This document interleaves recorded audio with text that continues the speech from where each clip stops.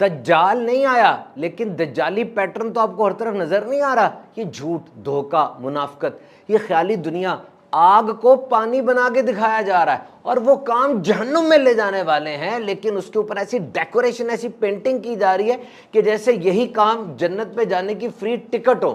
دجال کا سب سے بڑا ویپن کیا ہوگا؟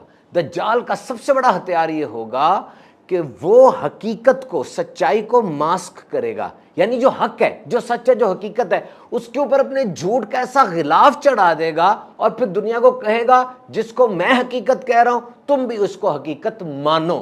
اور یہ سورہ کہف، to understand the reality, this is the biggest master class. سورہ کہف واضح طور پہ ہمیں سکھاتی ہے کہ ظاہری طور پہ جو نظر آ رہا ہے نا، ضروری نہیں کہ وہ ٹھیک ہو. اور ارشاد عالی شان ہے، جس مسلمان نے سورہ کہف کی پہلی 10 آیات حفظ کر لیں اسے دجال کے فتنے سے محفوظ کر لیا گیا. اب پڑھیے، سورہ کہف کی پہلی 10 آیات میں تو دجال کا ذکر نہیں ہے، پوری سورہ کہف میں، بلکہ پورے قرآن مجید میں لفظ دجال ہے ہی نہیں. تو پھر جناب یہی تو قرآن مجید کی بہترین بیوٹی ہے کہ یہ ایک ماسٹر پیس ہے کہ قرآن مجید کا جو ٹارگٹ ہوتا ہے، وہ اپنی آڈینس کو، اپنے قاری کو جو لیسن دینا چاہ رہا ہے قرآن مجید، وہ اتنی فصاحت و بلاغت کے ساتھ، اتنے زبردست ریفرنسز اور اتنی شاندار مثالوں کے ساتھ دیتا ہے کہ کوئی بھی انسان اس کی سچائی کا انکار نہیں کر سکتا. بالکل کلیئر اگزامپل ہے حضرت خضر علیہ السلام، حضرت موسیٰ علیہ السلام کی. حضرت خضر علیہ السلام نے کشتی کو توڑ دیا، بچے کو مار دیا، دیوار سیدھی کر دی. ان لوگوں نے تو احسان کیا تھا، کشتی پھر بھی توڑ دی اور بچے کو قتل کیا. No clear evidence of that. اور یہی تو جرنی آف خضر علیہ السلام اور موسیٰ علیہ السلام کے لیے ہمارے لیے بہترین لیسن ہے کہ بظاہر جو نظر آ رہا ہے اس کو دیکھ کر اکتفا نہیں کرنا، بلکہ ڈیپ انسائڈ جانا ہے، توجہ دینی ہے اور بہت زیادہ پینیٹریٹ کر کے سوچنا ہے یہ کیا ہوا تھا. دجال ایسے کام کرے گا جو اوپر سے بڑے خوشنما، بڑے اٹریکٹیو اور ہمارے لیے بڑے فائدہ مند لگیں گے، لیکن اپنی عقل کو استعمال کر کے سوچنا ہے کہ کیا حقیقت ہے. اور اگر عقل کی سمجھ میں نہیں آ رہا اور اللہ کا حکم آ گیا تو عقل کو بھی پیچھے کر دینا ہے، اللہ کے حکم پر لبیک کہنا ہے، وہ ماننا ہے. تو دجال آ گیا، آنکھیں ہر طرف افراتفری دیکھ رہی ہیں، لیکن اللہ کی رحمت پر بھروسہ نہیں چھوڑنا. اب دجال والی ڈسکشن کو تھوڑا سائڈ پہ کرتے ہیں، دوبارہ اس کی طرف آئیں گے. بات کرتے ہیں بایولوجیکل ماسٹر کلاس. 309 سال تک وہ 7 نوجوان، وہ اولیاء اللہ، وہ سوتے رہے. اب دیکھیے، یہ اللہ کے ولی ہیں اور اللہ کے ولی کرامت ان سے ہوتی ہے اور اللہ معجزے فرماتا ہے. اور یہ کرامت اور معجزہ یہ ایک ایسا ایکٹ ہوتا ہے جو انسان کے دماغ میں نہیں آتا، عقل سے ماورا ہوتا ہے. But this is a biological master class, کیونکہ قرآن پاک کی کچھ آیات میں واضح طور پہ ایسی انڈیکیشنز ہیں جن کا میں ذکر کروں گا کہ اتنے عرصے تک کوئی اگر سویا رہے تو پھر اس کی باڈی پہ کیا امپیکٹس ہوتے ہیں. And every thing has been discussed in detail. دیکھیے، نمبر 1 وہ نوجوان تھے. یوتھ کی گرومنگ کے لیے آج جین زی کے لیے کتنا بڑا سبق ہے کہ ہم نے حق کا ساتھ دینا ہے، باطل کو چھوڑ دینا ہے، چاہے وہاں سے ہجرت کرنی پڑے. اور پھر ایک بڑی زبردست آیت مبارکہ، وی اسٹرک اوور دیئر ایئرز، ہم نے اس غار میں ان کے کانوں پر کئی برس تک تھپکا.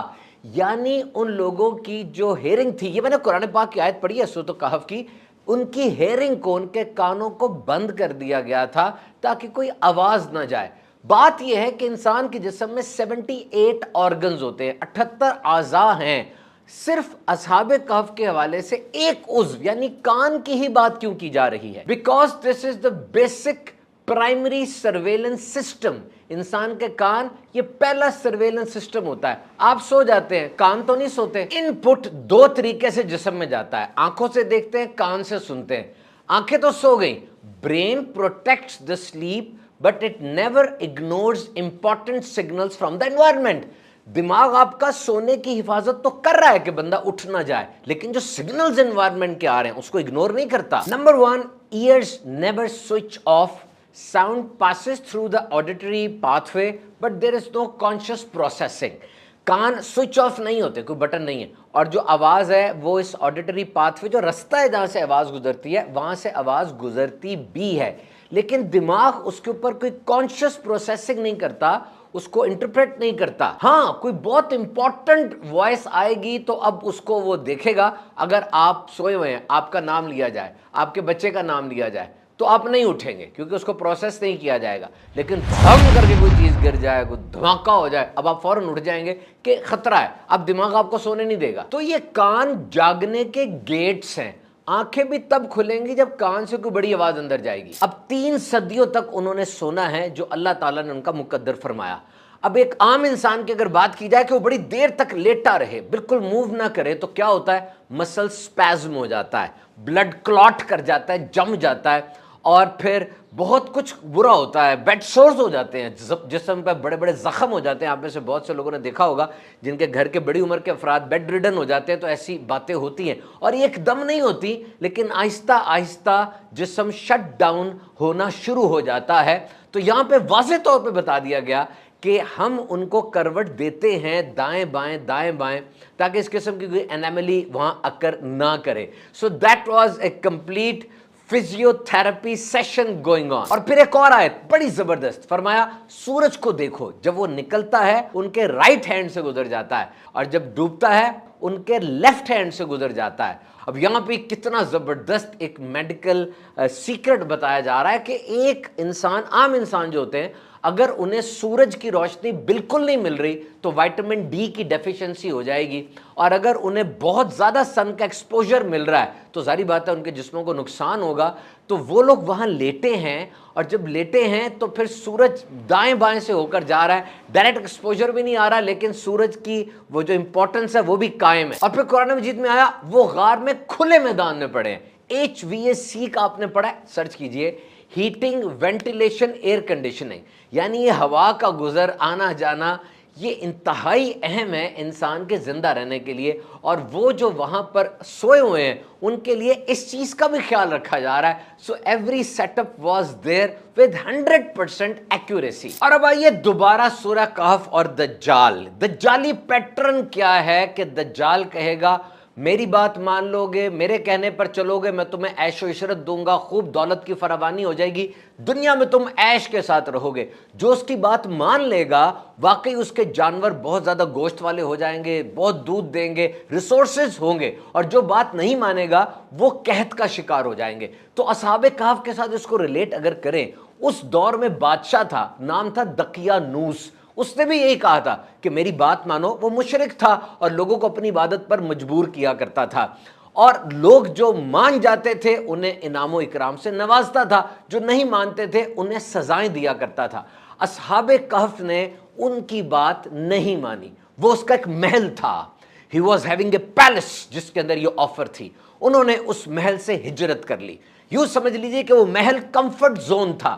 جو اس محل میں رہ کر اس محل والے کی بات مان لیتا وہ بچ جاتا, دنیا کے اندر اس کو بڑے عیش و عشرت مل جاتے, لیکن اس محل کو چھوڑنا بڑا ضروری ہے. اور آج کے دور میں وہ محل کیا ہے؟ وہ آپ کا کمفرٹ زون ہے, وہ آپ کا کیریئر ہے, وہ آپ کا پلیٹ فارم ہے, وہ آپ کا سوشل میڈیا ہے, جہاں پر بڑا پیسہ ہے اور بڑی شہرت ہے اور بہت کچھ وہاں پہ فالوورز, لائک, شیئرز وغیرہ سب کچھ بہت زیادہ ہے. لیکن وہ بھی دجال کی طرح اور دقیانوس بادشاہ کی طرح ایک غلط آفر ہے جس کو نہیں ماننا. اور آج آرٹیفیشل انٹیلیجنس اپنی مرضی کا سچ کریٹ کرنے کی طاقت اختیار کر چکی ہوئی ہے.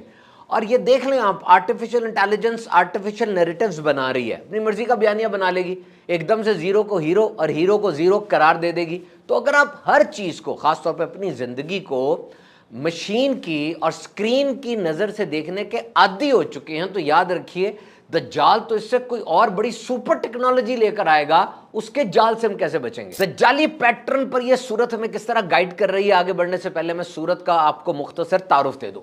سورہ کہف یہ مکہ مکرمہ میں نازل ہوئی, 12 رکوع ہیں, 110 آیات ہیں. کہف کا مطلب ہے غار. مینلی سورہ کہف میں 4 ٹاپکس ہیں. آیت نمبر 9 سے لے کے آیت نمبر 26 تک وہ 7 اصحاب کہف جو اولیاء اللہ ہیں ان کا پورا واقعہ بیان کیا گیا. آیت نمبر 83 سے 99 تک بادشاہ ذوالقرنین رضی اللہ تعالیٰ عنہ کا واقعہ بیان کیا گیا, جو دنیا پر حاکم تھے اور مشرق اور مغرب میں بڑی دور تک سفر کر کے تشریف لے گئے. اور آیت نمبر 32 سے 44 تک 2 مردوں, 2 میلز کا واقعہ بیان کیا گیا, جن میں غیر مسلم ایک مسلم ہے، اور بڑے بہترین انداز سے دنیا کے ایک اہم حقیقت کی منظر کشی کی گئی۔ اس کے علاوہ بھی مضامین ہیں جن میں حضرت آدم علیہ السلام کو فرشتوں نے جو سجدہ کیا اس کا ذکر بھی موجود ہے۔ ایکچولی مشرکین نے 3 کویسچنز کیے تھے نبی کریم صلی اللہ تعالی علیہ وسلم سے۔ روح کے بارے میں پوچھا، حضرت ذوالقرنین کے بارے میں پوچھا، اور اصحاب کہف کے بارے میں پوچھا۔ روح کے بارے میں جواب سورہ بنی اسرائیل جو سے پہلی صورت ہے اس میں دے دیا گیا، اصحاب کہف اور ذوالقرنین رضی اللہ عنہ کے بارے میں جواب وہ سورہ کہف میں دیا گیا۔ دجال دنیا کے تمام وسائل پر قبضہ کرنے کی کوشش کرے گا اور پھر منوپلی بنا کر لوگوں کو صراط مستقیم سے ہٹائے گا، بتائے گا، ریسورسز اس کو ملیں گے جو میری بات مانے گا۔ سورہ کہف کے اندر جو 2 مردوں کی مثال دی گئی، ایک غیر مسلم ہے ایک مسلم ہے، اور جو غیر مسلم ہے اس کے پاس کھجوروں کے باغ ہیں، اس میں انگور بھی ہیں، بیچ میں نہر بھی چل رہی ہے، سونا چاندی کنبہ قبیلہ بہت زیادہ ہے، اور وہ جو مسلمان ہیں وہ اللہ پر ایمان رکھنے والے خدا ترس بندے ہیں۔ یہ جو غیر مسلم ہے اس کو پیداوار بھی بہت زیادہ